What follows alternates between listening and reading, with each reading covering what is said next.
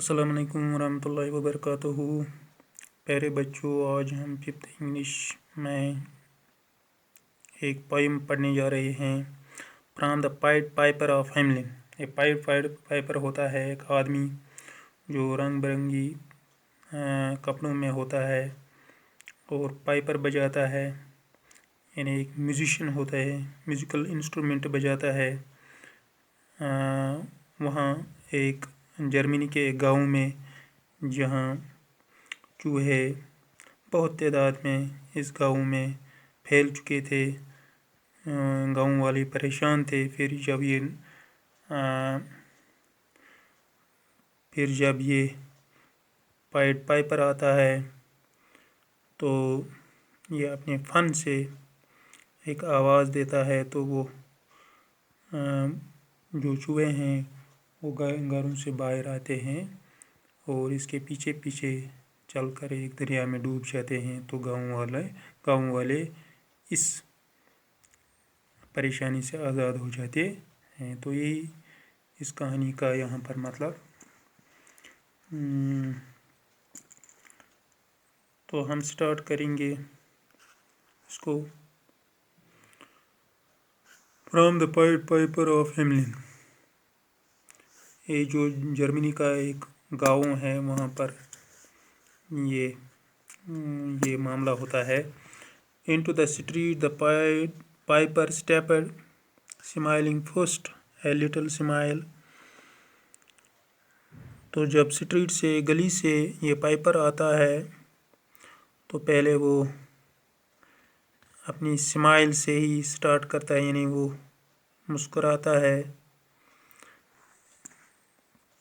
As if he knew what magic slept in his quiet pipe the while. ये जान कर कि उसके पास एक मैजिक है जो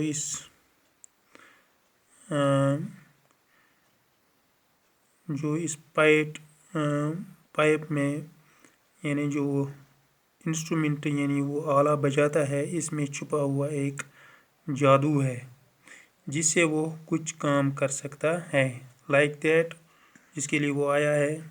then like a musical adopt.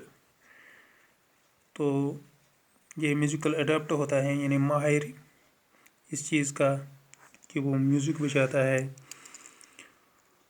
To blow the pipe his lips he wrinkled. जब वो इसको स्टार्ट करता है पाइप बजाना, तो उसके जो होंठ हैं वो समेट जाता है, यानी वो समेट लेता है अपने मुंह को, यानी गोल अंदाज में बनाता है। And green and blue sharp eyes ट्विंकल्ड। तो उसकी आँखों से ग्रीन और ब्लू जैसी लाइट आती है, चमक आती है। Like a candle flame wire salt is sprinkled. जैसे इस तरह देखने को मिला जैसे एक कैंडल पर, एक मोमबत्ती पर हम नमक छिड़काएं, उसके फ्लेम पर, यानी जो वो जलते हुए फ्लेम उसके ऊपर होता है। And year 3 shrill notes the pipe uttered.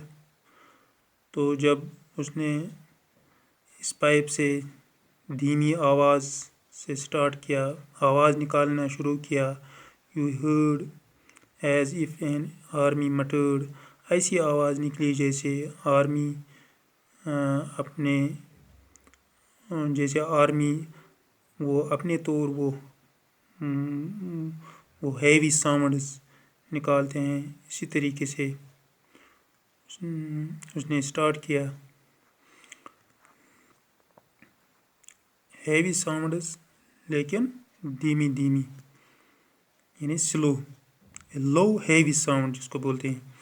And the muttering grieve to A grumbling.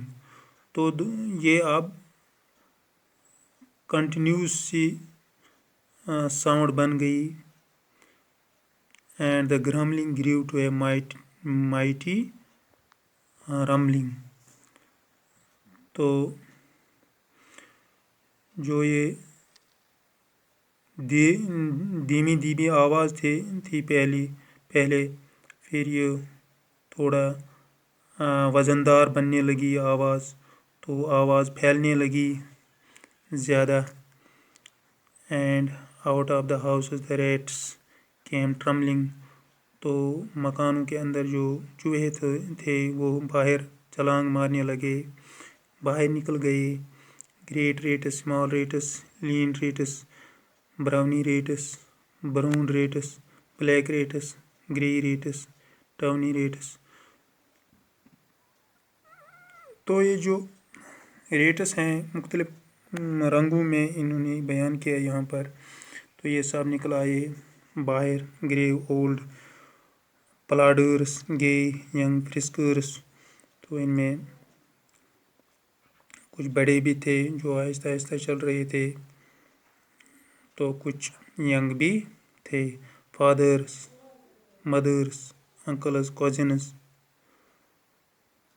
Cooking tails and pricking whiskers.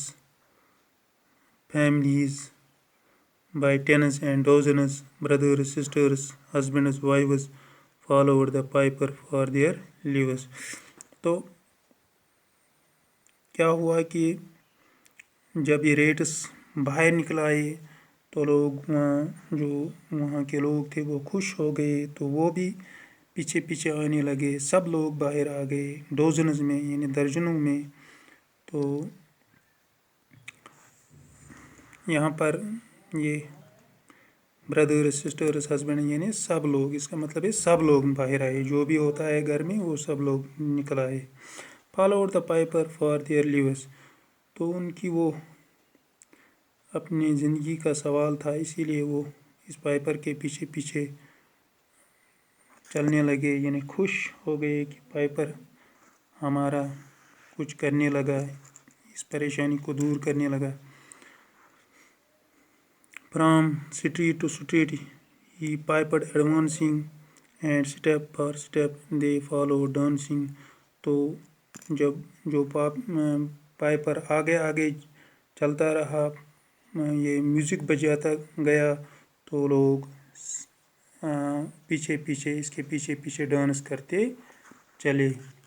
until they came to the river Weser. جب تک کہ وہ ایک دریا کے نزدیک پہنچے جس کا نام تھا ویسر. wherein all plundered and perished. جہاں وہ سب اس دریا میں ڈوب گئے، یعنی یہاں انہوں نے چھلانگ ماری اور وہ ڈوب گئے. say one who stout as Julius کیسر. تو وہاں صرف ایک چوہا بچا جس کا نام تھا جولیس کیسر. swam across and lived to carry. تو اس نے وہاں چھلانگ اوپر ماری، یعنی وہ تیرتا ہوا کراس کیا اس نے اور اپنے آپ کو بچا لیا. As a manuscript he cherished to rat land home his commentary. تو وہاں جب وہ اپنی جگہ گیا، یعنی جہاں کا وہ تھا وہ چوہا، پھر اس نے وہاں وہ سٹوری وہاں وضاحت سے ان دوسروں کو بتایا کہ معاملہ کیا ہوا. تو یہ تھی کہانی اس پوئم کی جس کو رابرٹ براؤننگ نے لکھا ہے.